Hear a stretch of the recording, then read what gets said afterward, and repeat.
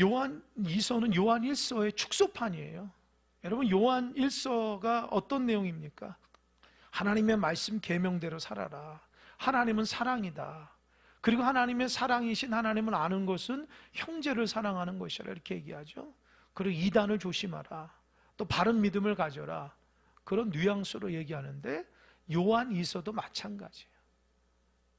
똑같은 뉘앙스로 하나님의 말씀을 전하고 있습니다. 1절을 한번 읽어보겠습니다. 1절 다 같이 시작. 장로인 나는 택하심을 받은 부녀와 그의 자녀들에게 편지하노니 내가 참으로 사랑하는 자여 나뿐 아니라 진리를 아는 모든 자도 그리하는 것은, 우리 2절까지요. 시작. 우리 안에 거하여 영원히 우리와 함께할 진리로 말미암음이로다. 여러분 잘 들어보세요. 이 1절과 2절이 지금 무슨 말을 하는지 잘 들어보세요. 이게 한글로 쓰여 있지만 쉽게 이해가 안 오시는 분도 있어요. 제가 다시 한번 누가 누구한테 편지했는지를 보세요. 그 발신자가 누구죠? 편지를 쓴 사람이 누구예요? 예? 장로인 나라는 사람이 발신자예요. 발신자, 편지를 쓰는 사람. 그럼 수신자, 편지를 받는 사람은 누구예요? 택하심을 받은 부녀와 그의 자녀에게 편지한다. 이해되십니까? 그러니까 편지를 쓰는 사람이 장로이고 편지를 받는 사람이 부녀와 그의 자녀들이에요. 이해되시죠? 근데 뭐라고 첫 마디에 있느냐? 내가 참으로 사랑한다. 나뿐 아니라 진리를 아는 모든 자도 그리한다. 사랑한다는 거예요. 그러니까 장로라는 사람이 어느 부녀와 그의 자녀들을 사랑한다는 거예요. 그리고 나뿐 아니라 진리 가운데 있는 사람들도 사랑한다는 거예요. 여기까지 잘 따라오셨죠? 잘 따라오셨죠? 그러니까 여러분 그냥 읽으면 안 돼요. 이렇게 설명을 해줘야 돼요. 그냥 읽으면 무슨 소리인지 잘 몰라요. 그런데 2절을 보니까 우리 안에 거하여 영원히 우리와 함께 할 진리로 말미암다. 다시요. 1절에서 누가 편지를 쓰죠? 편지를 받는 사람이 누구예요? 그죠? 부녀와 자녀들. 근데 뭐라고 한다고 했어요? 사랑한다는 거죠. 근데 나뿐만 아니라 진리를 아는 사람이 사랑하는데 2절에서 그 이유가 뭐냐는 거. 사랑이 우리 안에 거하여 영원히 우리와 함께할 진리로 말미암기 때문에 사랑한다는 거예요. 다시 한번 질문할게요. 장로라는 사람이 어느 부녀와 자녀를 사랑하는데 뭐 때문에 사랑한다고요? 뭐 때문에요? 진리로. 진리 때문에 사랑하는 거예요. 할렐루야? 이게 이해가 됩니까? 그러니까 내가 누군가를 사랑하는 것은 뭐가 있어야 돼요? 진리가 있어야 돼요. 이 부분이 우리 깨달았는데, 여러분 사랑한다는 것은요, 진리가 없으면 사랑할 수가 없어요. 진리가 누굽니까? 예수 그리스도예요. 하나님의 아들 예수 그리스도. 그러니까 예수 그리스도 안에 있는 자만이 사랑할 수 있어요. 예를 들어서 내가 누구를 사랑하는데 그게 주님 안에서 사랑이 아니에요. 그 사랑은 오래 못 가요. 이해하셨습니까? 내가 인간적인 사랑과 인간적인 좋아함이라든지 인간적인 신뢰는요, 오래 못 가요. 근데 장로라는 이 저자가 이 부녀와 그의 자녀들을 사랑하는데 왜 사랑하냐? 진리 안에 있기 때문에 사랑하는 거예요. 주님 안에 있으니까 사랑하는 거예요. 여러분 교회에서 사랑합시다 사랑합시다 많이 얘기하죠. 근데 솔직히 사랑합니까? 사랑이 안 되는데 어떻게 사랑해요? 여러분 정말 사랑하면 삽니까? 진짜 사랑하세요? 여러분 말고, 여러분 자기 자신 말고 다른 사람을 진짜 사랑하십니까? 가족 말고 주변 사람은 좀 존경하고 귀하게 여기고 사랑하십니까? 그거 어디서부터 나오는 거예요? 그게 원래 자기 성품이에요? 마음이 이렇게 성품으로 이렇게 모든 사람을 다 사랑하고 넉넉하게 하는 그런 마음이 있어야지만 사랑하는 거예요? 아니라니까요. 그럼 그런 마음 없는 사람은 평생 사랑하지 않으며 사랑하는 걸까요? 그럼 사랑을 어떻게 하는 거예요? 진리 대신 예수 그리스도 안에 거하면 사랑할 수 있다는 거예요. 이 부분이 중요해요. 그러니까 여러분, 사랑하며 사는 것은요, 여러분이 인간적인 노력으로 사랑하는 게 아니라 주님 안에 거할 때 사랑의 모습이 들어가는 거예요. 우리가 왜 그동안 사랑하지 못한가? 문제는 내 성품이거나 내 어떤 태도의 문제가 아니라 내가 주님 안에 거하지 못하기 때문에 사랑하지 못한다는 것을 아셔야 돼요. 그러면 주님의 말씀대로 사랑하려면 어떻게 해요? 내가 주님 안에 있어야 돼요.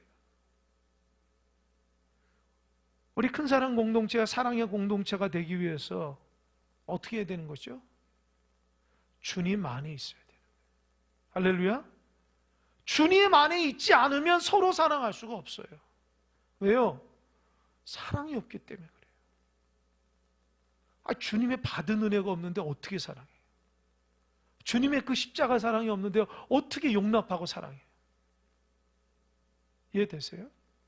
사랑은 내가 주님으로부터 받아야지, 은혜를 받아야지 남을 사랑할 수 있어요. 내가 주님 앞에 받은 게 없고 강팍한데 누굴 사랑해요? 내 자신도 용납을 못하는데. 그러니까 여러분 볼 때에 오른쪽에 있는 마음과 뜻과 힘을 다해서 주 너희 하나님을 사랑하라는 것이 얼마나 귀한지 아십니까? 이게 인위적인 사랑이 아니에요. 사랑할 줄도 모르네 막 억지로 사랑하는 거, 그게 아니라고요. 제가 왜 주일날 서로 인사하고 사랑합니다, 존경합니다, 그게 일회성이지만 왜 하는지 아세요? 그것도 안 하면 우린 옆 사람 돌보지도 않아요. 그것마저도 옆 사람 쳐다볼 수도 없거든요. 그러니까 우리가 신앙생활하면서 주님 앞에 하나님의 말씀을 알고 십자가 사랑을 알고 하나님이 우리를 사랑하시는 수없이 많은 하나님의 말씀을 듣고 생활하면서도 왜 우리가 사랑으로 변화되가 안 되고 달라지지 않고 왜 자기 중심적인 삶으로 이렇게 살아가는가? 내가 진리 안에 거하지 않기 때문입니다. 이 한 구절, 이 두 구절 말씀만 보든 우리에게 큰 깨달음이 있어요. 아, 그렇구나. 내가 진리 안에 있지 않기 때문에 남을 사랑할 수 없는 거구나. 진리 안에 있으면 주님의 십자가 그 사랑을 알게 될 것이고 하나님의 그 놀라운 사랑을 알게 되니 당연히 이웃을 사랑할 수밖에 없는데, 반대로 내 안에 그 주님의 사랑에 대한 은혜가 없고 주님의 받은 사랑이 없으니 남에게 사랑을 베풀 수 있는 힘과 능력이 없는 거예요.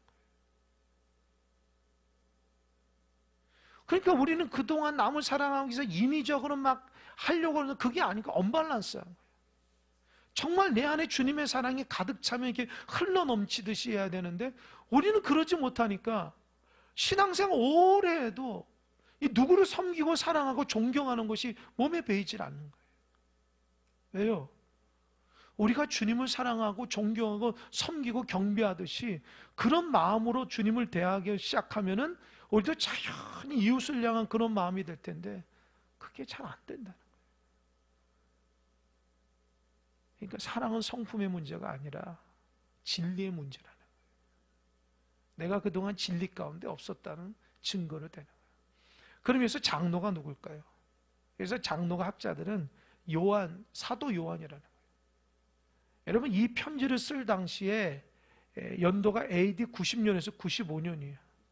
여러분, 베드로가 AD 65년인가 64년에 죽었다고 그러잖아요. 베드로 제자가 죽고 그 같은 동역자인 요한은 30년을 더 살았어요. 대단하죠. 그러니까 어떻게 완전히 백발이죠. 지금으로도 뭐 95세, 90세 하면 엄청난 거 아닙니까? 근데 그 당시에 쓰니 백발인이 이 장로는 연장자라는 걸 의미하거든요. 그 연장자인 사도 요한이 여기서 부녀와 그의 자녀들이 누굴까? 학자들이 뭐 어떤 여인을 얘기한 거거나 신앙생활하는 여인이나 그 자녀들을 얘기한다고 하지만 그게 어떤 의미냐면 여기서 부녀는 교회를 의미해요. 그리고 그의 자녀들이라는 것은 교회 성도를 의미하는 단어예요. 그러니까 사도 요한이 소아시아 여러 있는 교회들 가운데 어느 교회에 그 교회와 그 교회 성도들을 향한 편지라는 거예요. 그런데 첫 마디가 어떻게 해요? 내가 너 사랑한다. 왜요? 나뿐만 아니라 진리 안에 있는 사람들도 너를 사랑한다. 왜냐하면 내가 진리 안에 있고 너도 진리 안에 있기 때문에 내가 너를 사랑한다. 그런 얘기로 시작합니다. 그러면서 3절 한번 읽어볼까요? 3절 시작. 은혜와 긍휼과 평강이 하나님 아버지와 아버지의 아들 예수 그리스도로부터 진리와 사랑 가운데서 우리와 함께 있으리라. 보세요. 은혜와 긍휼과 평강이 누구로부터 나오죠? 하나님과 예수 그리스도로부터 나와요. 이해되셨죠? 그럼 은혜 받았다. 그럼 뭘 받은 거예요? 하나님의 은혜, 예수 그리스도의 은혜를 받은 거예요. 이해되십니까? 은혜 받았다고 해서 뭐 내가 좋아하는 말을 듣다거나 내가 기분 좋은 말을 들어서 은혜가 아니라 하나님의 영적인 교제로 다 하나님부터 위로와 하나님에서 놀라우신 은혜를 경험하는 거예요. 두 번째 긍휼. 긍휼이 뭐예요? 누굴 불쌍히 여기고 불쌍히 여김을 받는 거예요. 내가 하나님으로부터 긍휼히 여김을 받는 거예요. 여러분, 하나님이 우리를 볼 때에 공의 하나님이 아니라 사랑의 하나님으로 본다는 거예요. 얼마나 좋아요. 우리가 행한 거 죄밖에 없다는 거 우리가 알잖아요. 근데 그 하나님이 우리에게 공의 하나님으로 자꾸 지적하면은 우리는 어디 있을 수가 없잖아요. 근데 하나님이 우리를 덮어주는 긍휼의 하나님으로 역사해 주신다는 거예요. 그래서 여러분, 그 수많은 그 믿음의 선진들이 하나님 앞에 기도할 때에 하나님 나를 긍휼히 여겨달라고 그런 기도를 많이 해요. 그게 뭔지 아세요? 내가 연약하기 때문에 그래요. 내가 죄인이기 때문에 하나님의 긍휼이 임해야 돼요. 하나님이 나를 볼 때에 액면 그대로 나를 보면은 하나님 말씀 보시기에 죽을 수밖에 없는 존재이기 때문에 하나님 나를 불쌍히 여겨달라고 그래요. 신학교 다니면서 영성에 관한 책들을 여러 권을 읽으면서 어떤 영성가가 그의 기도가 단 한마디예요. 주님, 나를 긍휼히 여겨주십시오. 하루 종일 입에서 그 소리만 나요. 주님, 나를 긍휼히 여겨주십시오. 하루 종일 그 기도만 했다는 거예요. 잠잘 때까지도 주님, 나를 긍휼히 여겨주십시오. 나를 긍휼히. 제가 한번 따라해 봤거든요. 그 한마디로 하나님 앞에 하루 종일 기도하는 게 쉽지가 않아요. 근데 한 가지 제가 깨달은 게 있어요. 주님, 나를 긍휼히 여겨 달라는 것을 계속 하니까 자꾸 하나님을 바라보게 되더라고요. 순간순간. 차를 타고 가면서 주님, 나를 긍휼히 여겨 주십시오. 집에서 주님, 나를 긍휼히 여겨 주십시오. 주님, 나를 불쌍히 여겨 주십시오. 죄를 지을 수가 없어요. 하나님 은혜 안에 거하는 거예요. 여러분, 이 기도 한번 따라해 보세요. 여러분, 일상적인 공간에서, 직장에서도, 가정에서도 주님, 나를 긍휼히 여겨 주십시오. 자꾸 하나님 앞에 마음을 이렇게 들여보십시오. 그러면 그 마음이 내가 하나님의 중심 안에 있으려고 하고 또 하나님의 긍휼의 마음이 있어요. 나를 불쌍히 여기시는 하나님의 은혜가 있다고요. 그러니까 참 믿음으로 살려가는 수없이 많은 사람이 있다니까요. 우리는 그저 하루에 10분도 기도하기 힘든데 그분들은 평생 하나님 앞에 입에서 달고 살아요. 주님, 나를 긍휼히 여겨달라고. 주님, 나를 긍휼히 여겨달라고. 평생 살아가면서 하나님의 긍휼과 자비를 자꾸 기대하는 거예요. 하나님의 은혜를. 그러니 그의 삶이 하나님의 은혜로 충만해서 긍휼과 자비의 삶을 살아가게 되는 거예요. 또 한 가지, 평강이 하나님으로 오는 거예요. 여러분, 요즘에는 사람이 평강이 없어요. 평안이 없다. 왜 그럴까요, 여러분? 여러분 마음속에 왜 평강이 없을까요? 왜 그럴까요? 여기 있잖아요. 하나님과 예수 그리스도에서 오는 평강인데 하나님과 예수 그리스도 앞에 나아가지 못하기 때문에 평강이 없는 거예요. 그거 아십니까, 여러분? 하나님은 나에게 평강을 주는 거예요. 우리는 근데 착각한다고요. 여러분, 사단은요, 우리에게 평강이 아니라 편안을 주려고 그래요. 편안하다. 편안하다.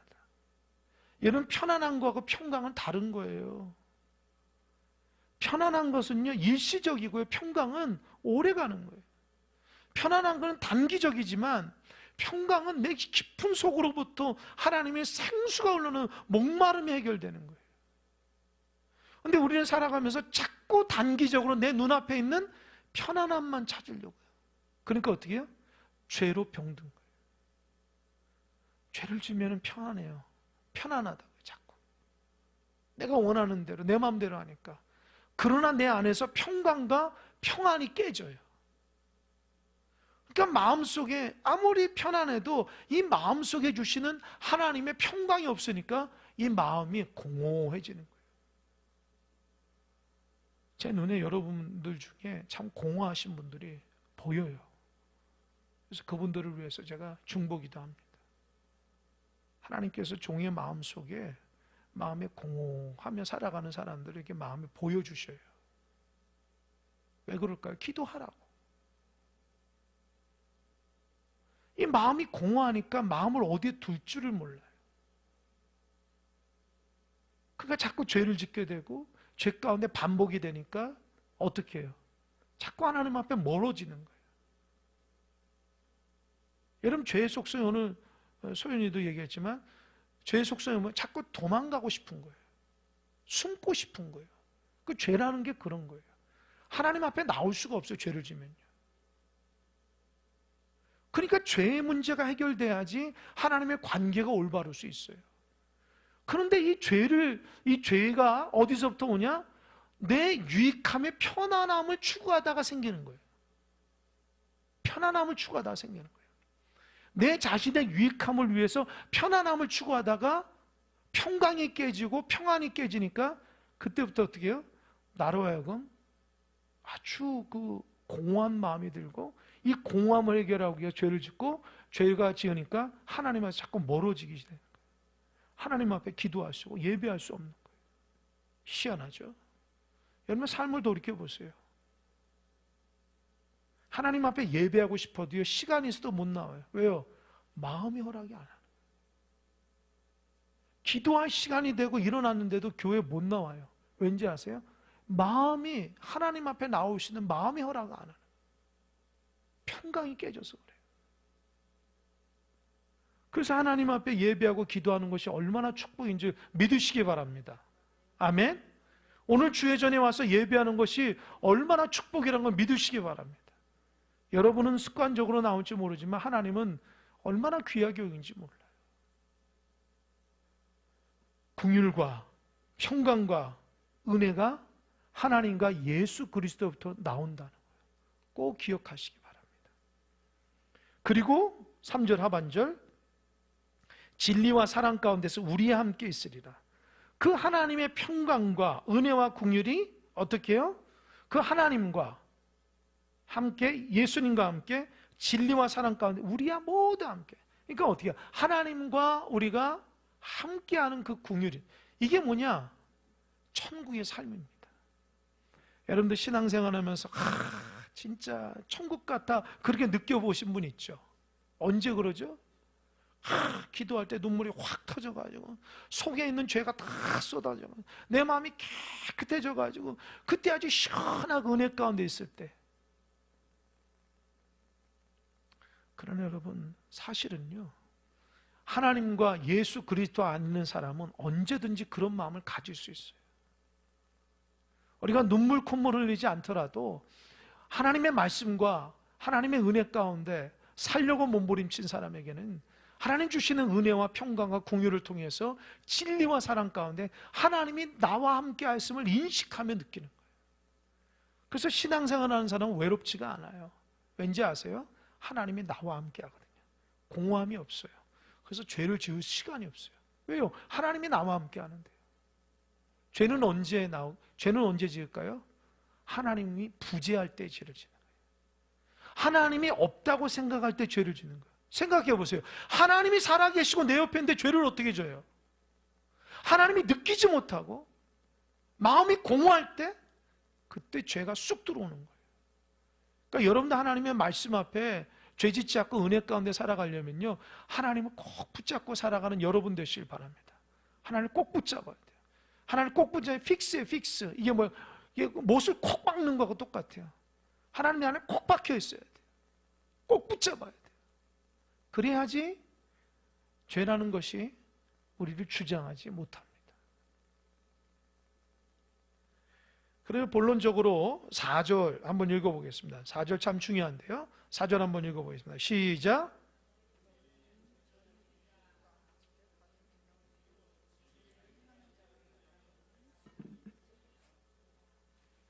여러분 한 목소리 한번 해보십시오. 그게 여러분 우리 공동체 가운데 하나된 마음을 표현하는 게 한 목소리 읽어보는 거예요.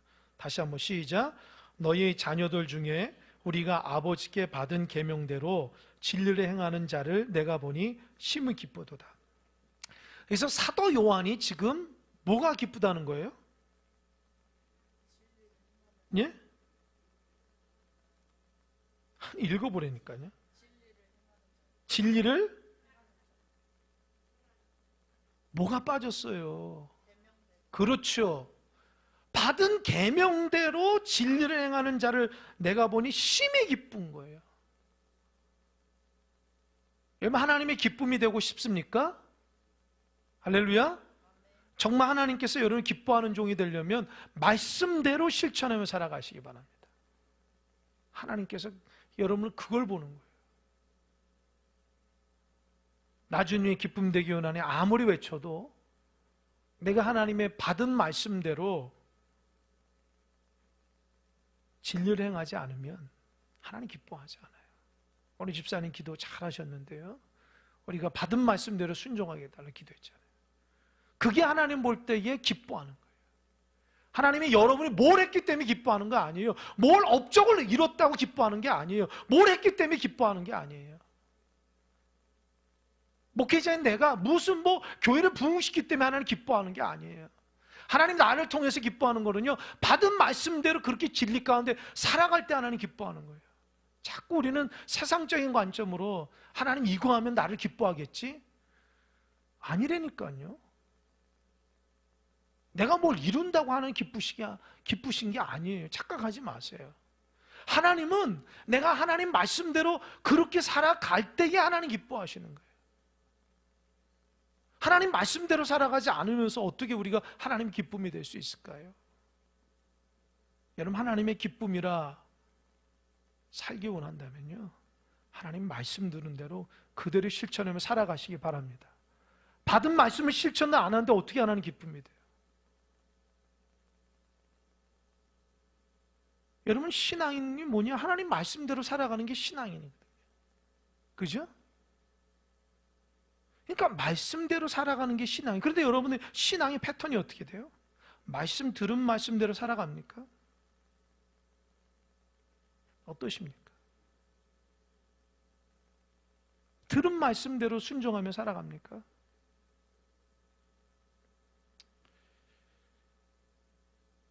제가 질문 하나 할게요. 주일날 제가 무슨 말씀 전했죠? 다 까먹으셨죠?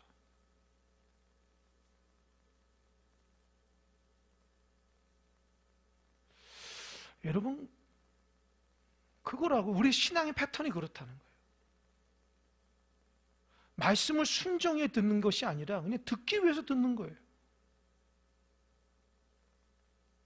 그 말씀대로 마음속에 새겨서 내가 그 말씀대로 일주일간 살아가려고 조금이라도 노력을 해야 되는데 받은 계명대로 살질 않아요. 그러니 내가 달라지지 않죠. 달라지지 않으니 내 마음대로 신앙생활하죠. 하나님의 계명이 내 마음판에 내 신앙의 기준이 돼야 되는데 그 말씀이 없잖아요.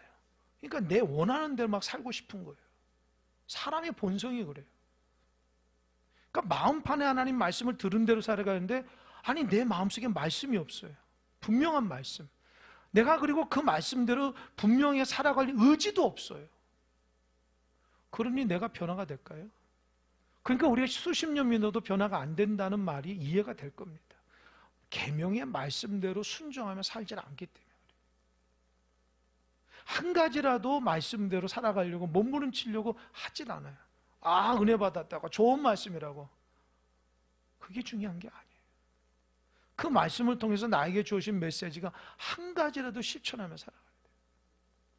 주일날 전하는 메시지가 목회자가 좋아하는 말씀이 아니라 하나님께서 공동체를 향한 말씀이라고 생각해 보세요. 그럼 일주일 동안 그 말씀 못 들어야 되는데 주일날 딱 얘기하고 성전으로 딱 나가서 다 까먹어요. 왜요? 들을 때에 그 말씀대로 살아가려고 듣질 않아서 그래요. 이 나눌 때에도 그러니까 나눔이 안 되는 거예요. 우리 어떻게 살아갈까 나눔해야 되는데 그 지식으로만 나눠요. 거기서 딱 끝나요. 그리고 그 말씀대로 살려고 하는 결단이 없어요. 그러니 우리 삶 가운데 수없이 많은 말씀을 들어도 마음속에 남는 게 없어요. 그리고 그 말씀이 내 안에서 열매 맺는 것이 없다.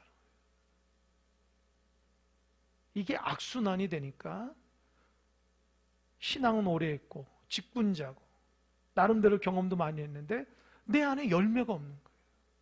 왜요? 받은 말씀대로 실천하지 못하기 때문입니다. 정말 무서워요. 이게 신명기에 있는 말씀이에요. 너희도 하나님 말씀대로 복을 준다 했는데 그 말씀대로 살지 못하면 우리 복을 못 받는 거예요. 그러니까 여러분 말씀대로 실천하는 여러분 되시길 바랍니다. 자꾸 내 멋대로 하고 싶은 욕망들을 하나님의 말씀으로 자꾸 제어해야 돼요. 우리는 되게 의지가 강해요. 자기애가 강한 사람이기 때문에 그걸 이기기 위해서는 하나님의 말씀밖에 없어요. 보세요. 너희 자녀들 중에 우리가 아버지께 받은 계명대로 진리를 행하는 자를 내가 보니 심히 기쁘다. 하나님이 우리를 보면서 아, 너 말씀대로 살구나. 심히 기쁜 거예요. 여러분 목회자 눈에도 똑같아요. 제가 누굴 굉장히 이 마음속으로 이렇게 존경하고 좋아하는 사람들이 있는데 누군지 아세요? 말씀대로 실천하며 살아가는 사람들을 표는 안 하지만 되게 좋아해요. 왜요? 그런 분들은 열매가 있어요. 제가 너무 그 성도들 볼 때마다 은혜가 됩니다. 근데 그렇지 못한 사람은 안타깝죠. 왜 들은 말씀대로 살지 못할까? 하나님 볼 때도 여러분 자녀 볼 때도 마찬가지잖아요. 부모 말씀 잘 듣는 자녀가 얼마나 이뻐요. 말하면 듣지 않는 자녀들은 얼마나 안타깝죠. 똑같은 거예요. 하나님 볼 때도 수없이 하나님 말씀으로 주신 메시지를 들어서 순종하면 하나님 기쁜 거죠. 그렇지 않으면 안타까운 거죠. 사도 요한이 어느 교회를 방문해 보니까 아니 놀라운 거예요. 그 교회 성도들이 진리 안에서 그대로 순종하는 거 보고 너무 기쁜 거예요. 야, 여기가 정말 천국 같은 공동체구나. 여러분 누가 와서 우리 공동체에 탁 앉아서 예배하는데 여러분 예배 드리는 태도, 여러분 기도하는 태도 다 보고 야, 이 교회 성도들은 참 훈련이 잘 됐고 말씀에 순종하나 그러면 얼마나 좋아요. 근데 이 교회 성도들은 말씀 듣는 태도가 별로고 기도도 별로고 분위기도 별로다 그러면 어떻게 해요? 그게 우리 공동체의 부끄러움이잖아요. 그러니까 우리 한 사람 한 사람이 이 공동체를 세워나가는데 한 사람 믿음 안에 서운다는 것이 얼마나 귀한지 모릅니다. 정말 우리 교회가 하나님의 은혜로운 교회, 부흥하는 교회가 되려면 여러분 한 사람 한 사람이 말씀 앞에 세워지면 됩니다. 다른 게 없어요. 그것이야말로 우리 교회가 영적으로 부흥하는 지름길이에요. 5절 한번 읽어보십시다. 5절 다 같이 시작. 부녀여 내가 이제 내게 구하노니 서로 사랑하자. 이는 새 계명같이 내게 쓰는 것이 아니요 처음부터 우리가 가진 것이라. 보세요. 아니 진리 안에서 그렇게 하나님 말씀으로 계명대로 살아가는데 너무 기쁘다는 거죠. 그러면서 5절에서는 덧붙여서 가장 중요한 거 얘기하는 거예요. 사도 요한이 가장 중요한 거, 진리 중에 진리인 것을 얘기하는. 그게 뭘까요? 5절에 따라해. 서로 사랑하자. 이게 진리 중에 진리라는 거예요.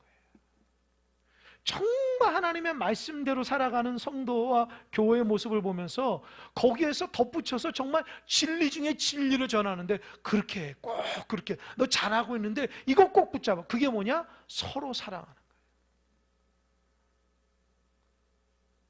이게 하나님께서 처음부터 우리에게 주신 메시지라는 거예요. 그러니까 어떻게 해요? 신앙의 최고봉이 뭐예요? 잘 들으세요. 신앙의 최고봉이 뭐예요? 서로 사랑하는 거예요. 이해되세요? 잘 들으시기 바랍니다. 서로 사랑하지 못하면 신앙인답지 못하는 거예요. 신앙의 최고봉은, 진리 중에 진리는 서로 사랑하는 거예요. 사랑이 부족하다 생각되신 분들은 진리 대신 예수 그리스도를 꼭 붙잡으세요. 그리고 십자가 사랑을 보세요. 그게 성품의 문제가 아니라고 그랬잖아요. 주님의 사랑을 받아야지 내가 남에게 사랑할 수 있는 거예요.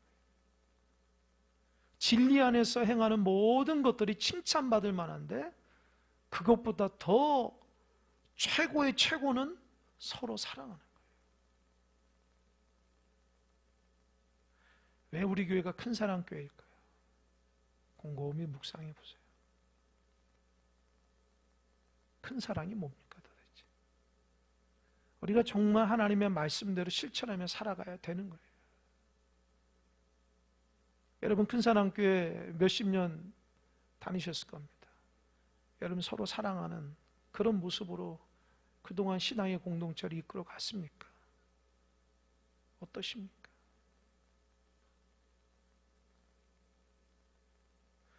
우리 직분자들이 책임감을 가져야 돼요. 교회를 서로 사랑하는 분위기로 만들어야 돼요. 할렐루야. 그런 분위기를 만들지 않으면 안 돼요. 그럼 교회도 아니에요. 교회가 서로 사랑하는, 예수 그리스도 안에서 서로 사랑하는 분위기에 있을 때 누구든지 와서 그리스도의 사랑 가운데 은혜가 충만해 사는데, 서로 사랑하는 것에 관심이 없고 내가 하나님 앞에 예배하고 복받는 것에 관심이 있다면 그건 바른 신앙이 아닙니다. 진리 안에서 계명대로 살아가는 것이 엄청나게 쫙 칭찬받을 만한데, 그것보다 더한 것은 서로 사랑하는 거예요. 여러분, 구역 식구들끼리 사랑하는지 모르겠어요. 서로 교제하고 믿음으로 기도 제목을 나누는지 모르겠어요. 여러분, 교회 공동체 안에 서로 기도 제목을 나누고 안보를 전하며 어떻게 지내는지 얘기하는지 모르겠습니다. 우리가 노력해야 돼요. 그렇게 살아가야 돼요. 하나님께서 원하시는 것이 그런 거예요. 엄청난 무슨 성령의 충만함이 임하면 뭐예요? 그거 받으면 뭐하냐? 우리 달라지지 않으면 하나님의 원하시는 것이 이루어지지 않잖아요. 그리고 5절 하반절 처음부터 우리가 가진 것, 이게 무슨 말이냐? 5절에 보니까 새 계명같이 처음부터, 이게 뭐냐? 영지주의 때문에 그래요. 영지주의는요, 그 당시 초대교회 공동체 성도들에게 영지라고 해서 영적인 지식만이 있어야지, 자기들이 전하는 영적인 지식만이 있어야지 어떻게 해요? 구원받는다고 하니까 사람들이 거기에 쏙 빠져가지고 하나님 말씀대로 살지 않아요. 그러니까 구원은 영지가 있어야 돼요. 그러니까 그걸 받으면 이제 육신이 어떻게 되는지 아세요? 내 마음대로 해도 되는 거예요. 사랑하지 않아도 돼요. 나는 하나님 앞에 영지가 있는데. 그러니까 어떻게 해요? 새로운 거, 새로운 악설, 새로운 무슨 진리, 그런 것들만 하는데, 사도행은 그거 아니라 처음부터 우리에게 받은 이 복음의 말씀을 딱 붙들라는 거야. 하나님이 우리에게 처음 주신 그 복음의 말씀을 소중하게 받는 것이 굉장히, 그 계명대로, 그 계명은 서로 사랑하는 거니, 그 영지주의 때문에 흔들리지 말고 하나님 주신 그 복음의 말씀을 잘 붙들고 서로 사랑하면 믿음 가운데 거하라. 미혹되지 말라는 겁니다. 초대교회 공동체 안에서도요, 서로 사랑하지 않은 사람들도 있어요. 영지주의에서 나는 영적으로 나는 되게 대단하고 지식이 있어서 구원받는다고 사람을 밑으로 깔보는 사람도 있었던 것 같아요. 그걸 사랑할 줄 몰라요. 교만한 사람들, 영지주의. 근데 사도 요한은 그러지 말라는 거예요. 우린 처음부터 서로 사랑하는 거예요. 서로 존중하고 사랑하는 거예요. 그리스도 안에 있는 것이 변치 않아야 된다. 그래서 6절이 그 말입니다. 6절 다 같이 시작. 또 사랑은 이것이니 우리가 그 계명을 따라 행하는 것이요 계명은 이것이니 너희가 처음부터 들은 바와 같이 그 가운데서 행하라 하심이라. 이해됐죠? 처음부터 우리에게 주신 메시지가 뭐예요? 계명이 서로 사랑하라.